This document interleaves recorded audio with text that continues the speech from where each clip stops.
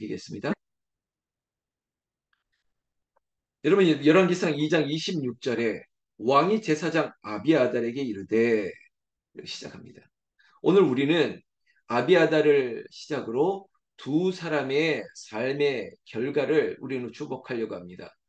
지금 언급했던 아비아달 그리고 또 한 사람 요압입니다. 이 두 사람에게는 어떤 일이 있었는지, 그리고 하나님께서는 이 두 사람에게 어떤 죄과를 물었는지 우리는 이 역사적 사실을 보면서 선지자적인, 그래 하나님께서 우리에게 하시는 바, 우리에게 무엇을 말씀하시는지 우리는 주목하도록 하겠습니다. 26절, 왕이 제사장 아비아들에게 이르되 내 고향 아나도스로 가라. 너는 마땅히 죽을 자유로되 내가 내 아버지 다윗의 앞에서 주 여호와의 궤를 메었고 또 내 아버지가 모든 환난을 받았을 때 너도 환난을 받았음즉 내가 오늘 너를 죽이지 아니하노라 하고. 여러분, 솔로몬이 왕위에 오르고 나서 마치 여러분 적폐청산과 같이 과거사도 정리하고 또 새로운 왕조의 기틀을 마련하기 위해서 중요한 것은 인사였습니다. 사람을 어떻게 세우냐라는 거였죠. 특히 이스라엘은 왕권이 강화되는 건 당연하거니와 중요한 것, 제사장의 역할, 성전을 관리하고 이스라엘 백성들의 이 신앙을 관리해야 될 제사장이 무엇보다 중요했습니다. 또 한 사람이 있다면 여러분 왕권의 강화는 곧 군사력입니다. 이 군사를 장악하고 그리고 그것을 지도해야 될 군사장관, 지금으로 한다면 국방장관 같은 그 역할도 중요했습니다. 아비아달은 아비아달은 바로 군 아비아달은 제사장이었습니다.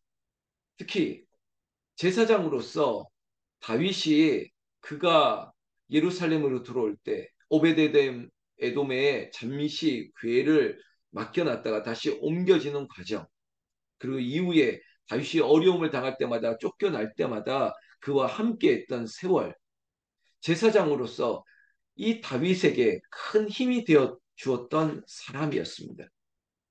그랬던 아비아달, 제사장 아비아달조차 하나님의 뜻을 간파하지 못했다. 다시 말하면 어제도 영적 분별력에 대해서 제가 강조했는데요.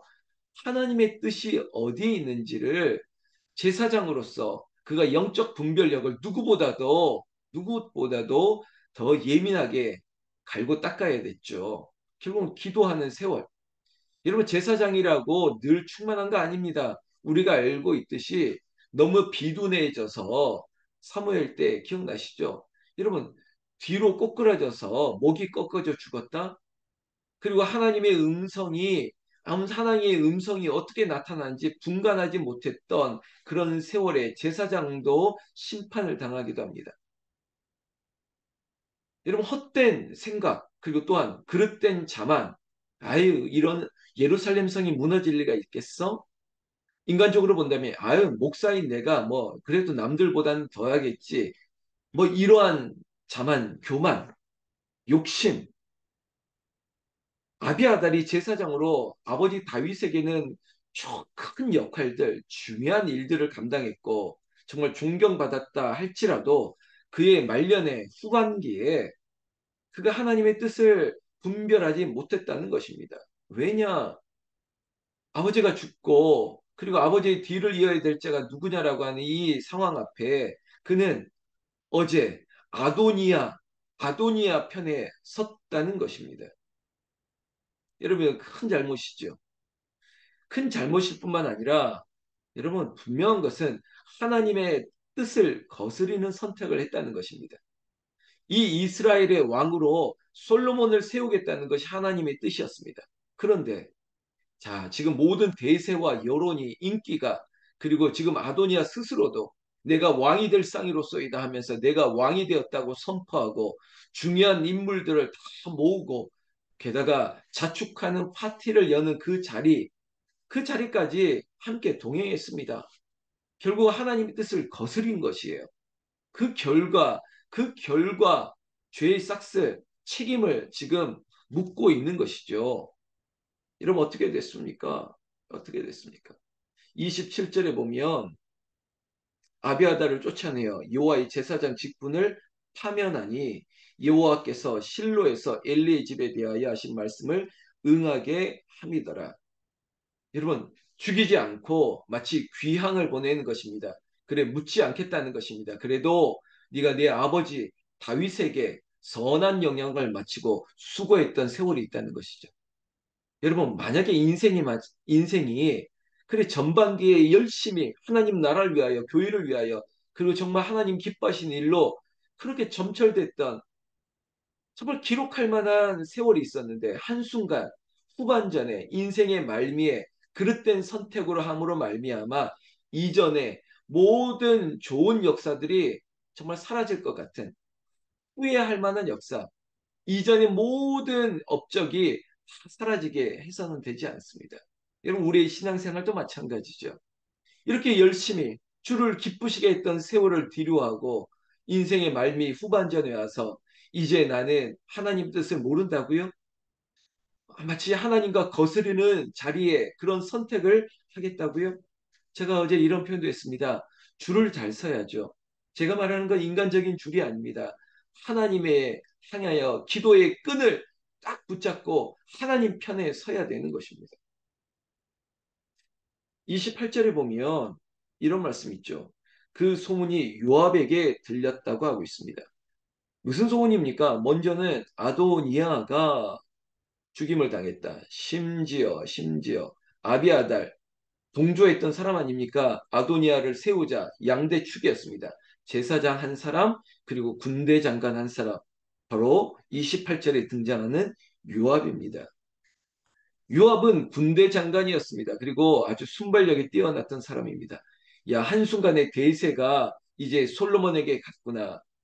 그걸 알고 아도니아처럼 그도 성전으로 뛰어가 여호와의 장막에 이르러 제단 뿔을 잡고 살려달라고 외치는 것입니다. 여러분, 이거 굉장히 제가 표현이 순발력이 뛰어났다라고 하는데 여러분, 인간적인 시류 대세 여기에 아주 영합되는 인물 같이 보이지 않습니까? 이쪽에 섰다가 이쪽에 섰다가 왜냐 29절에 보면 어떤 사람이 솔로몬 왕에게 아뢰되 요압이 여호와의 장막으로 도망하여 제단 곁에 있나이다. 솔로몬이 여호와의 아들 분이아를 보내어 이르되 너는 가서 그를 치라라고 얘기하고 있습니다. 여러분, 비록 아버지 다윗의 때 큰 역할을 했다 할지라도 여러분, 지금 중요한 것은 아도니아가 반란을 일으키고 인간적인 방법으로 왕이 되려고 했던 그 시도에 전면에 섰던 요압입니다. 그 요압을 그냥 둘 수 없는 것이고 하나님께서 말씀하신 것이었습니다. 여러분, 솔로몬은 지금 오해하지 마십시오. 인간적인 복수를 한다? 그거 아닙니다. 이미 그는 하나님의 뜻 따라 왕위에 올랐을 뿐이고 그리고 하나님께서는 이제 하나님의 나라를 이루기 위해서 정리를 하고 있는 것이죠. 여러분, 하나님은 공의의 하나님입니다. 우리가 사사로운 복수하는 하나님은 정의가 없다라고 말씀할 수가 없습니다. 우리가 그럴 말할 자격이 없는 것이죠. 하나님은 역사의 하나님, 그리고 하나님의 주권은 분명하게 서야 되는 것이고 하나님께서 재판장이 되십니다. 심판하실 수 있는 자격이 있으시기 때문에 하나님의 뜻이 지금 이렇게 임하는 것인데 여러분, 분명한 것은 죄의 싹슨 있다는 것입니다. 죄의 결과, 욕심이, 교만이 그리고 그 죄의 싹시 어떻게 임하는지 우리는 똑똑히 보는 것이죠. 자, 이 대목 보십시오. 솔로몬이 분하야를 보냈습니다. 그리고 그를 치라고 했죠. 결국에는 죽임을 당하게 됐습니다. 31절에 보면 왕이 이르되 그의 말과 같이 하여 그를 죽여 묻으라.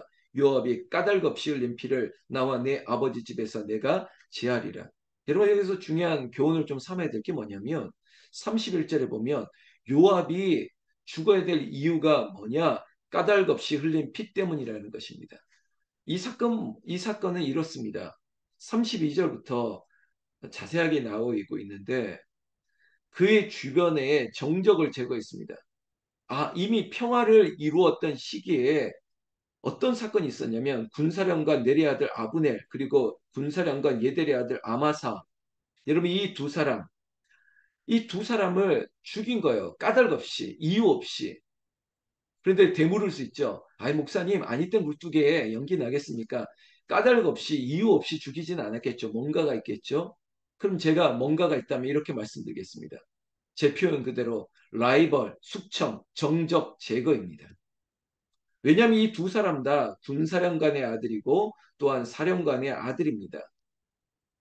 자, 이유가 뭘까요? 요압은 군대 장관이었습니다.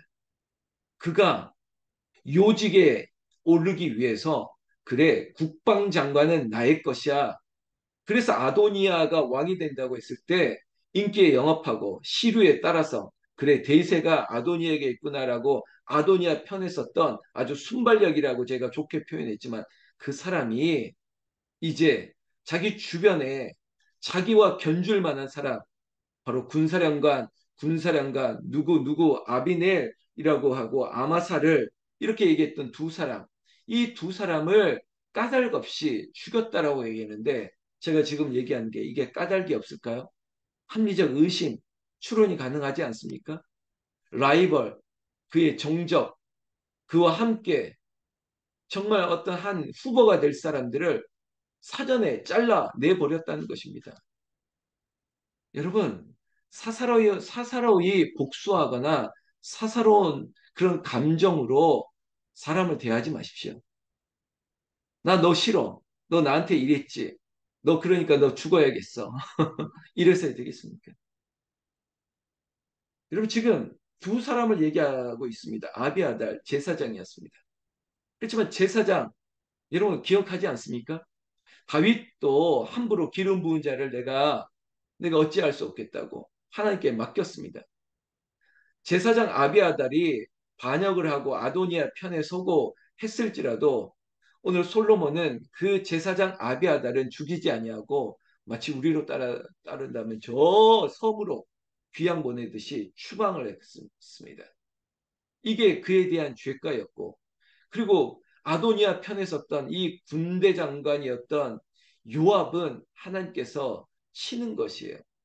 왜 그의 죄가 더 크다고 본 거죠? 왜? 사람을 죽이고 까닭없이 죽였기 때문에.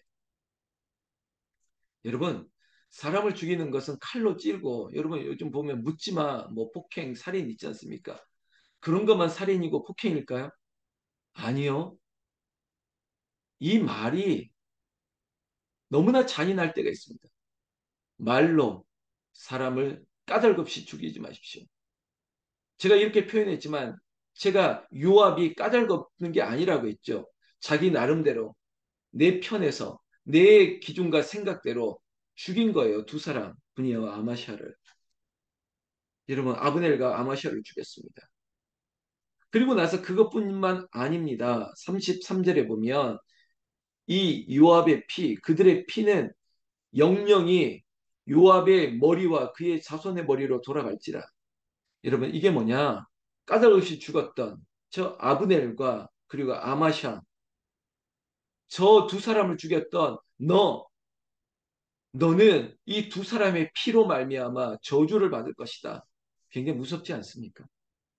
그것도 당대는 나만 책임을 지면 모르겠는데 마치 연좌제처럼 너의 자손의 머리로 돌아간다 이것입니다. 여러분, 우리가 자녀와 후손들에게 믿음의 대의를 축복을 전수해야 되는데 내 죄가로 말미암아 우리 자녀들의 머리로 돌아간다고 생각하면 섬뜩하지요. 하나님께서는 이 모든 일이 새로운 나라를 세우기 위한 기반 정리라고 보는 것입니다. 여러분 두 축이라고 말씀드렸죠. 제사장 그리고 군대 장관. 왕의 입장에서는 이 제사장의 역할 그리고 군대 국방장관의 역할 이번 이스라엘 백성들의 믿음을 붙들어줘야 돼. 그리고 이스라엘의 안위, 보안, 안보, 백성들을 지켜야 될 또 다른 군사력을 책임져야 될 사람. 두 사람을 하나님의 뜻에 맞게끔 세우는 거예요. 이것을 사사로운 생각으로 우리가 복순이 이런 말이 아니라 하나님은 이제 제사장 아비아달을 추방하고 그 자리에 사독을 세웁니다. 그리고 이 군사력을 책임져야 될 요압을 대신하여 또 다른 사람 아비아다를 군 사도 아비아다를 대신하게 합니다. 요압 대신 아비아달. 그리고 또한 여러분 누굽니까? 아비아달에게 대신하여 사도 뭐 이런 거죠. 아니요, 다시 한번 자꾸 헷갈리네요. 자, 분하야를 요압 대신 세우고 그리고 또한 뭡니까? 아비아달 대신 사독을 세우는 것이죠. 여러분 이게 바로 솔로몬 좌우에 하나님께서 그래 성전을 맡을 자, 군대를 맡을 자 이렇게 새롭게 세웠다는 것입니다. 35절이 마치 결과입니다. 왕이 이에 여호야다 아들 분하야를 요압 대신해서 군사령관으로 삼고 또 제사장 사독으로 아비아다를 대신하게 하니라. 여러분 대신할 수 있습니다. 여러분 저도요. 내가 아니면 하나님이 대신할 사람을 세우겠다는 확신이 분명하게 있습니다. 그래서 나만 아니면 돼가 아니라 내가 아니어도 됩니다. 또 나만 아니면 안 돼 아닙니다. 내가 아니어도 됩니다. 그저 겸손하게 하나님 앞에 엎드려 그저 나는 없고 주만 있으면 하나님께서 오히려 내가 될 수도 있고 또 하나님께서 네가 아니면 안 돼라고 하나님이 하셔야지 그게 진짜지 스스로 나만 아니면 안 돼, 내가 아니면 안 돼 이렇게 말하면 마치 유업 같은 거죠. 여러분 어떤 결과를 맺었는지 오늘 우리는 성경을 통해서 배웠습니다. 우리에게 어떤 영적 교훈이 있습니까? 하나님은 어떤 분이십니까? 하나님은 공의와 정의를 세우시는 분이고 하나님이 심판하시는 분이에요. 과거의 거 다 묵혀놨다?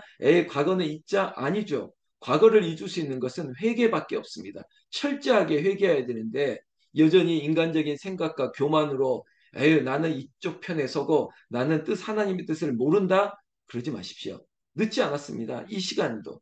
우리가 날마다 하나님 앞에 기도함으로 말미암아 우리는 새롭게 되는 것이고 하나님이 우리를 통해서 하나님께서 크게 쓰시는 사람으로 왜냐하면 나는 이루지 못한 소망이 있더라도 내 자녀와 후손들에게 여러분 저주의 피가 돌아가는 것이 아니라 은혜와 축복이 내 자녀와 후손들에게 돌아갈 수 있는 은혜의 결과 그래서 우리 세대의 은혜를 다음 세대에겐 축복으로 우리는 광야였을지라도 가나안으로 보내주려고 하는 그런 도구가 우리의 사명이 되었으면 좋겠습니다. 오늘도 그렇게 교회를 위해서 기도하고 여러분들이 다음 세대를 위해서 특별히 기도해 주시기 바랍니다. 다 같이 기도하겠습니다. 하나님 아버지